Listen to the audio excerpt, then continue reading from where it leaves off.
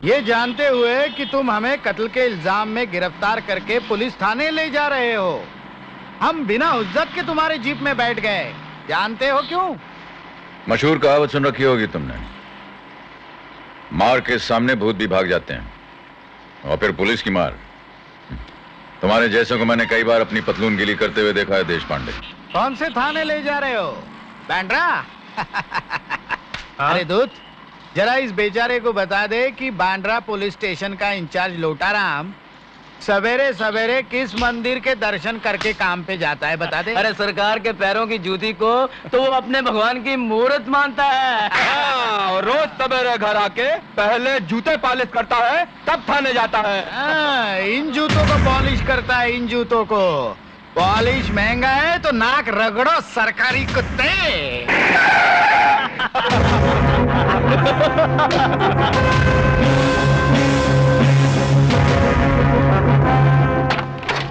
Thank you. डर गया साला।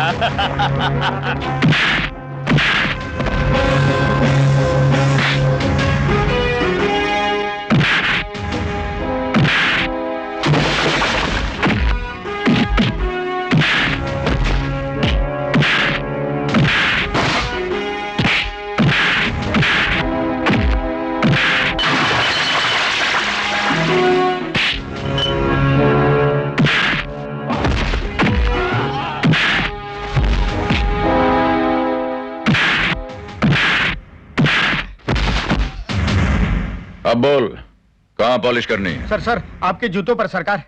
ए, खड़ा खड़ा मुंह क्या देख रहा है? चल जल्दी से डब्बा इधर ला। कल से यहाँ पॉलिश करनी है नहीं करनी है? चल ला जल्दी। चल भाग भाग भाग। सलाम साहब। सलाम साहब बोलता है। आपके चरण रखिए सरकार, आपके जूते बहुत मैले हो गए। ओह, आ गया दिमाग ठिकाने? अरे अरे सरकार, ये सब कैसे हो गया सरकार? मेरे भगवान जैसी मूर्त को किसने तोड़ डाला? कैसे हुआ सरकार? भगवान नहीं, शैतान है ये। तुमको बीच में बोलने के लिए किसने बोला? हवलदार जी, कांस्टेबल्स, अरे जल्दी जाओ और गरम गरम हल्दी वाला दूध लेकर आओ। और सुनो जी सर, 5-6 ग्लास लेकर आना। सेठ जी के बॉडीगार्ड्स की बॉडी भी सेठ जी की तरह टूटी हुई है। सरकार, ये सब कैसे हुआ? किसी छत से गिर गए थे या किसी बड़ी बस के नीचे आ गए थे? बुलडोजर देखा है इंस्पेक्टर? बुलडोजर ना देखा हो तो इस आइडेंटिटी कार्ड को देख लो।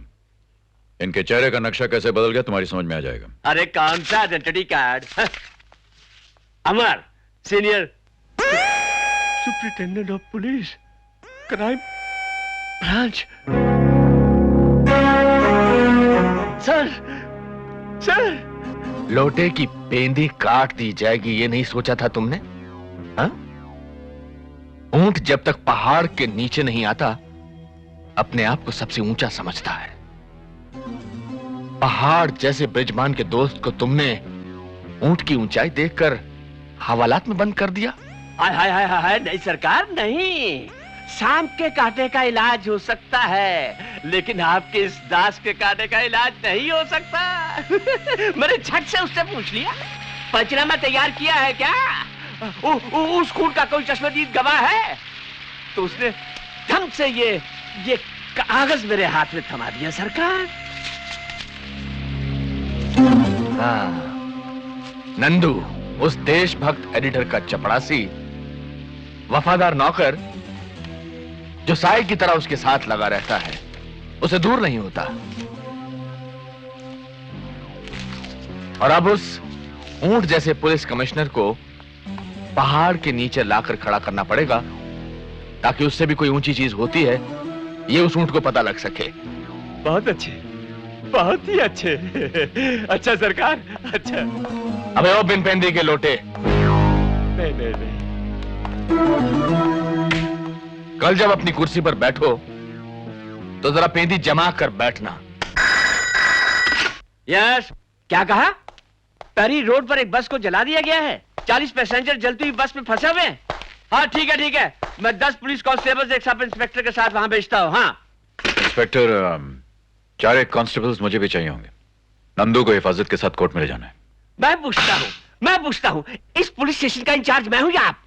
जिसको मैं जहां चाहूं भेजूंगा, जिसको नहीं चाहूं नहीं भेजूंगा। हाँ। इंस्पेक्टर नंदू को अगर कुछ हो गया तो कानून के लिए गवाही देने के लिए शायद कभी कोई खड़ा नहीं होगा। पुलिस हमेशा झूठे गवाह खड़े करती रही है और खड़े करती रहेगी। नंदू झूठा नहीं, चश्मदीद गवाह है। और वो तीनों जिनको आपने हवालात में बंद कर रखा है, वो खूनी नहीं, शहर के रईस और इज्जतदार इंसान है। कल तक तो गले से आवाज नहीं निकल रही थी, आज गरज गरज के बरस रहे हो।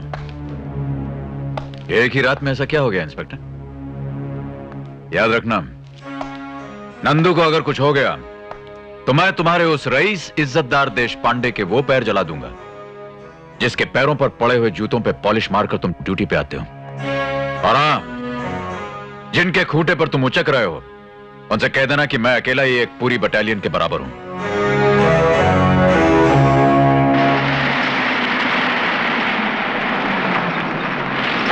बस 2 मिनट नंदू, मैं उन तीनों को लेकर अभी आया।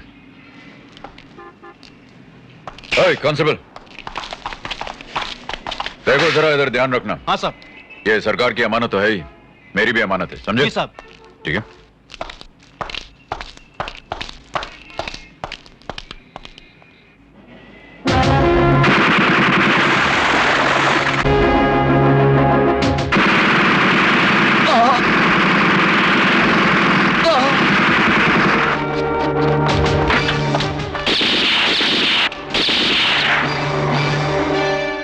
कहां जाओगे हरामजादो? साले जहन्नुम से भी खींच कर ले आऊंगा मैं तुम्हें। नंदू, नंदू, नंदू, नंदू, आंखें खोल। मम्मी, माँ, नंदू, नंदू, छोटू, तुम संभाल। नहीं, नहीं, नहीं नंदू, नंदू जाना नहीं, जाना नहीं नंदू। मैं अपने खून की एक एक बूंद तेरे शरीर में भर दूंगा नंदू, तू जाना नहीं। मैं एक एक बूंद भर दूंगा तेरे शरीर में नंदू, नंदू, नंदू, नंदू, नंदू। अपना वादा याद रखना, तेरी गरीब माँ अपना सब कुछ तुझे दे रही है।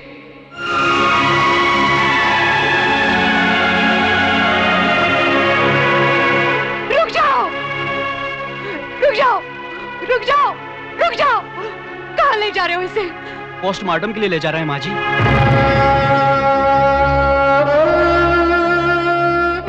सुना तूने? देख रहा है, देख रहा है ये क्या है? मेरे नंदू की लाश है ये। तूने ही तो कहा था ना कि मेरे नंदू का कुछ हो ही नहीं सकता। हाँ, तो फिर ये क्या है? क्या है ये? देख ये क्या है? देख, मुझे मेरा नंदू वापस ला दे। दे दे मेरा नंदू मुझे वापस। माँ जी, मैं खबरदार जो मुझे माँ कहकर पुकारा। तू खूनी है, मेरे बेटे का कातिल है। कमीने, मुझे छूकर तूने कसम खाई थी कि अगर कुछ होगा तो तेरे बड़े बेटे को होगा, तेरे छोटे बेटे का बाल तक बाका नहीं होगा। कहाँ गई वो तेरी कसम? वर्दी और मिलने वाले, मैं पूछती हूँ कहाँ गई वो तेरी कसम? उतार दे ये वर्दी, फेंक दे ये बिल्ले। तू इन्हें पहनने के लायक नहीं है। इन्हें पहनकर तूने मेरे बेटे को मरवा दिया। इसके बजाय तेरी लाश क्यों नहीं गिर गई? एक गरीब माँ का सब कुछ लूटने वाले, मुझे मेरे बेटे की लाश तो दिलवा दो। अगर पोस्टमार्टम बहुत जरूरी है तो मेरा एक एक अंग कटवा लो, लेकिन मेरे सुंदर बेटे की लाश को ना बिगाड़ो, ना बिगाड़ो। अरे अरे अरे अरे, कैसी बिलक बिलक कर बेचारी रो रही है। हैं? उजाड़ दी ना बेचारी की कोख। हम तीनों कोर्ट में गए थे, जज साहब ने बाइज्जत बरी कर दिया हमको। बोले कि सीआईडी ब्रांच के सीनियर सुपरिटेंडेंट ऑफ पुलिस को फौरन हाजिर किया जाए।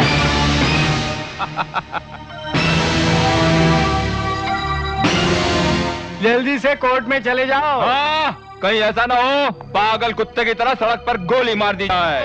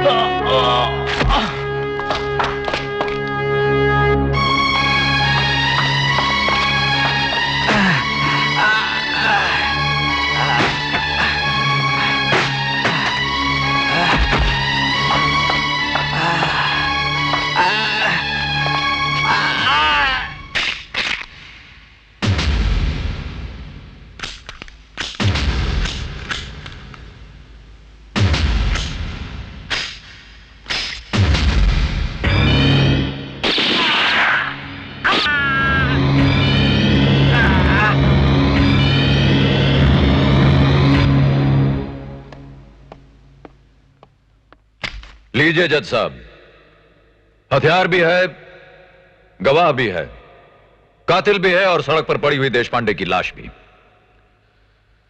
दो चार इसी तरह मार दिए गए तो फिर अपराध ना होगा, माओ की कोख न उजड़ेगी, वतन जेरबार ना होगा। दीजिए मुझे फांसी जज साहब, अभी और इसी वक्त। यह मत कहिएगा कि कानून आपको इसकी इजाजत नहीं देता। अगर यही आपका कानून है तो इसे बदलने की आप में हिम्मत है? बोलिए, जवाब दीजिए।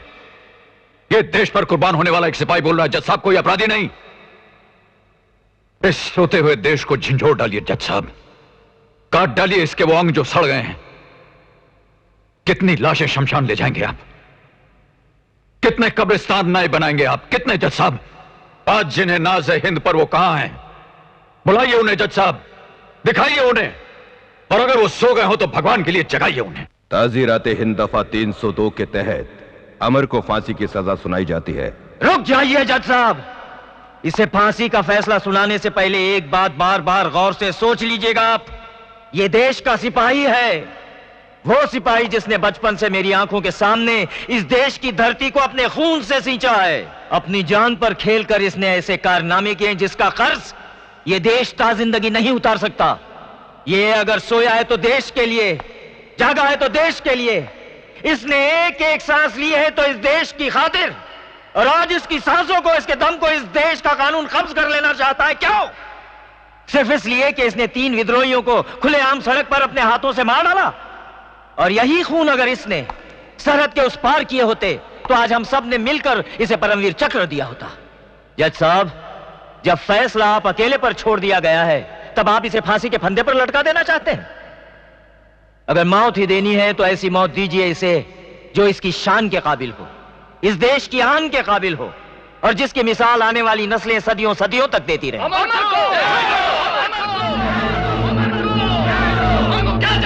ये शोर जो आप सुन रहे हैं उन हजारों लोगों का है जिन्होंने इस अदालत को चारों तरफ से घेर लिया है। जज साहब, इस शहर की हर सड़क ने अपना मुंह आपके फैसले की तरफ मोड़ दिया है, और बाहर कानून की गोलियां उन्हें रोकने का प्रयास कर रही।